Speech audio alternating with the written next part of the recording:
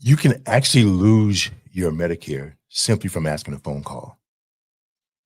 Many Medicare beneficiaries are getting phone calls where they are giving up their information and causing those to lose their Medicare benefits altogether. In some situations, even leading to fraud where their identity is being taken. I just dealt with a client last week who was a high income earner, many assets, but somehow his information was taken and he had to cancel all his credit cards and everything. Just it was just been a nightmare for him. With, all his insurance policies, his retirement from Shell, just one thing after the other. But it brought me to a point that I understand now that I must do something about it. I'll be honest with you, I hate doing videos. I do, but I've went out and I've invested in an entire platform that's going to allow me to communicate regularly with some of the many of the things that's going on in the community, and particularly as it relates to the phone calls. Now, one of the things I need you to understand about this is that CMS regulations state that you are not supposed to receive unsolicited phone calls about your Medicare. And even when you're dealing with Medicare and with Social Security, they mail you information. They're not calling you asking for your information. So I want to give out a few tips in this process, but I want to share to you the severity of what's going on. And I give you a couple of scenarios. The first one being I talked with a young man. He just made 66 years young, and he was on Medicare with the Medicare Advantage plan. And he received a phone call, and unbeknownst to him, they talked for a while. And guys, they just need you to say yes here and there with some of the questions that they're asking, and it gives them permission. So, long story short, he has cancer. He is the only one in his immediate family that actually made it to the age of 60 plus. He's 66 with a form of cancer, along with a few other issues, but they changed his plan. He wasn't even really aware.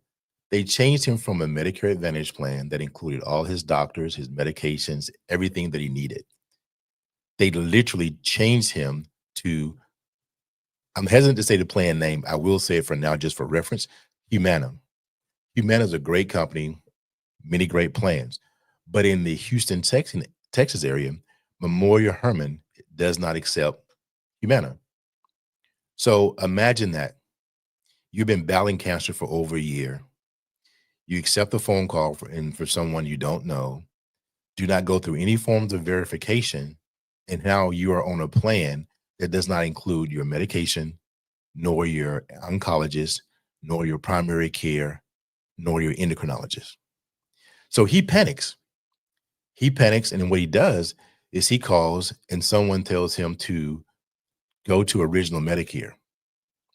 Now, the challenge with that is original Medicare with a supplement and a prescription drug plan is a great option.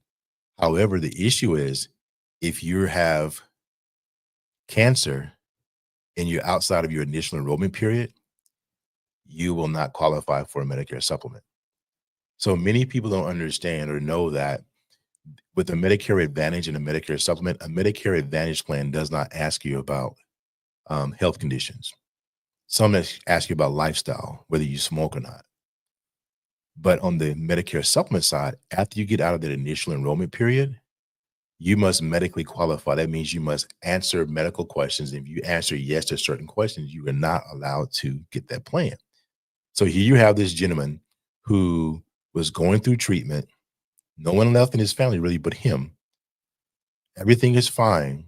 He answers the phone call, shares his information, and he gets put on a plan that does not cover his doctors or his hospital. So he goes back and he changes his plan under the advisory of someone, and he goes back to original Medicare.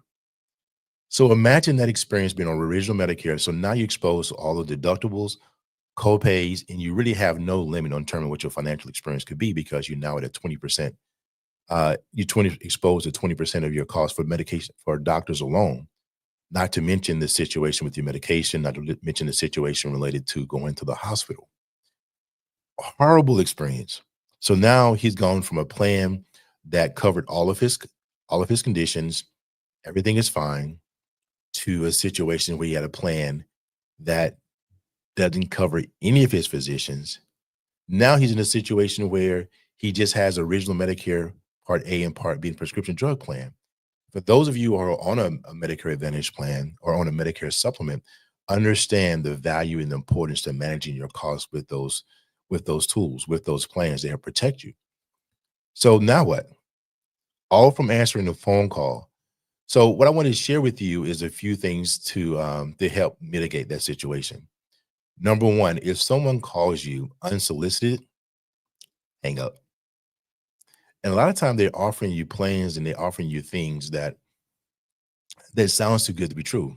And they are. They're not plans. If you own original Medicare and not on what's called a DSNP, and a DSNP is basically a situation where you have it's called dual Medicare, where you have original Medicare and Medicaid. Most Americans are not in that situation. So if you own traditional Medicare, whether it be with a Medicare supplement or whether it be with the Medicare Advantage plan, a lot of those benefits are not going to qualify. You're not going to qualify for it. You're not going to get the $3,000 they're talking about, all the extra money for groceries, transportation. It just doesn't exist. So the first thing I need you to understand that anytime someone calls you unsolicited about Medicare, they're breaking the rules. It's not allowed. It's specifically stated that they must have a consent to contact. Now, if someone calling you from your doctor's office or from an event that you've given them permission to call you, that's great. That's okay, but they must be given permission. The rules are so strict. As an individual, you cannot even just walk up to someone and start talking to them about Medicare or Medicaid through the way things are structured through CMS. You have to take the initiative, which is why I'm a firm believer that everyone needs a broker. Now, when this situation occurs to you, ask them, how did you get my information? How do they give you information? Do they give you, and if it comes from situations, they say, I bought a list. It really, if it comes from anything other than you completed a form giving them permission, you attended an event, or they work directly with your healthcare professional, we should hang up because they are breaking the rules to begin with by contacting you. If you need some help and you haven't talked to anyone and you want to have that conversation, understand that you're operating, there are a lot of, I ain't gonna lie, there are a lot of great brokers and agents that reach out where there may be some things that didn't happen exactly the way they're supposed to. Or you may not remember having a conversation, but there are some things you can do to talk to them to figure out, is this person reliable or responsible? Or can I trust this individual? So one of the things you want to ask them is, what is your name and what is your contact information? They must be able to provide you with that information. To think it, if they can't give you their first name and their last name and a direct phone number to call you, but they're going to ask you for your address, for your Medicare ID number, what is your birthday, what medications are you taking, what doctor are you seeing? If they're going to take all that information from you and you're not able to just give them, they're not able to give you a phone number and an email address you can contact them, not the best of situations. I often tell people, say, get their number, hang up, and if you cannot call them directly back to the same number and get that same person, it's probably not a situation that's good for you. We go to the extent in our organization at Simple Choice Insurance Brokers, we require all agents and all personnel to give their cell phone number. That's personal, right? Absolutely. Someone is giving you all their personal information. They can't give you a number so you can contact them via text or email or phone call. That's not okay. That's not okay. In some situations, if you feel totally uncomfortable, you can literally ask them for their license number. Some states like California require that all the communication that goes out has their license number, and you literally can look them up to validate they are an agent. And the part that's really upsets me is the fact that they're called unsolicited, and many times they may not even ask all the appropriate questions like, what medications are you taking? What doctors are you seeing?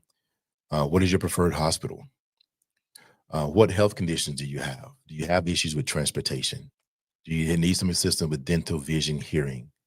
Are you a person that have high or low utilization? What that high and low utilization means that, you may have experiences where you have more CAT scans, MRIs, more doctor visits, and those things have a cost associated with them.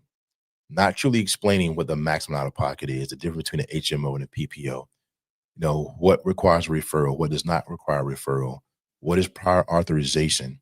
And the difference between prior authorization and having an open network, you can have a PPO and go see your doctor. But if there's certain procedures, they must still get approved for those procedures. Another thing you can do for them is ask them where they're located. Do you have an office that I could visit if I need to? Am I able to call you back to this direct number? If not, give me a direct number that I can call you back. Are you licensed with all the plans that are in my area? Because many people that reach out, they're not even licensed agents. They're call centers, many of them located in Pakistan, India, the Philippines, and different places, just doing these phone calls, and then brokers purchase those lists after they've gotten permission from the phone call. And there really is no significant recourse for that because one, they're not in the United States. So what are you going to do? You gave permission via voice. You gave permission to be contacted. So those that where you located is a very big deal to me. Now I'm not saying that there are not operations where there's call centers that outside of the United States that's legitimate calling from the carrier. If they're calling from the carrier, they should be able to provide you with a carrier phone number, right? Exactly. So you can call that number and verify. The thing that I really want to emphasize more than anything is to check and verify. Don't just assume, right? And it's okay to, if you feel like it, if you need the support, it is okay for you to have a conversation in those situations, right? And that may be a great person to help you. But what I'm saying to you is don't just give out your information. Do some checking before doing so because your number one, your information could be taken and used for whatever. That's why it's important for us in our organization to have physical offices in conjunction with. That's why we've gone through the process of now we are doing, I spent over $15,000 buying equipment that I don't even know how to use yet, but doing everything we can to connect with our clients and be a resource for people to provide the information they need to make sure they're protecting themselves. When you go through situations like I've gone through where people literally are losing life savings, they're literally getting hacked, they're literally getting switched to plans. And right now, for the most part in Houston, um, there aren't any, what I say, legitimate options to change your plan until open enrollment, which starts October the 15th and goes to December the 7th. Some people are trying to use things that's associated with the weather, but it depends on the carrier whether or not they're accepting that. So with that being said, guys, just be careful. Check and verify. Now, I'll re-emphasize some of those things that you need to do. Number one, ask them how they get your information. And for most people, a lot of people that didn't get your information the correct way, they're going to stumble with that question. Ask them for their name and contact information. If you're not comfortable, say, "Hey, I'm going to hang up and call you back. What is your name, first and last? What is your phone number that I can call you back?" Number two, understand that unsolicited phone calls, unless they're coming from your doctor's office or something of that nature, or somewhere, well, I wouldn't say it's really unsolicited. You've gone to an event and you've gotten permission or you're a part of that plan. It's not permissible. It's not acceptable. So anyone that's doing that is breaking the rules. Don't be afraid to ask for their license number. Don't be afraid to ask them, are they licensed for the specific, all the carriers in the area? They don't have to be licensed with all the carriers. They need to be licensed at least to be able to do an analysis. And what we have is a system that allows us to compare all plans in any state in any county. Understand those plans vary by state, by zip code, by county. You literally can be in have the same zip code as someone else and not have access to the same plan because a part of that zip code could be within one county and not any other. Makes sense, particularly you have areas here like Fort Bend, and Harris. A lot of the surrounding counties, you can have the experience where there's bleed over. So, the last thing I say to you though is be very careful.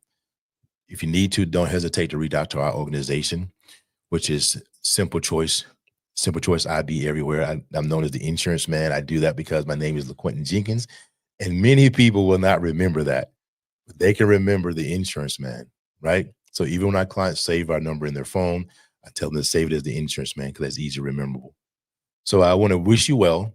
And again, if you want to contact me directly, my number is 713-201-9402, 713-201-9402. Feel free to call, email, or text. Our website is simplechoiceib.com.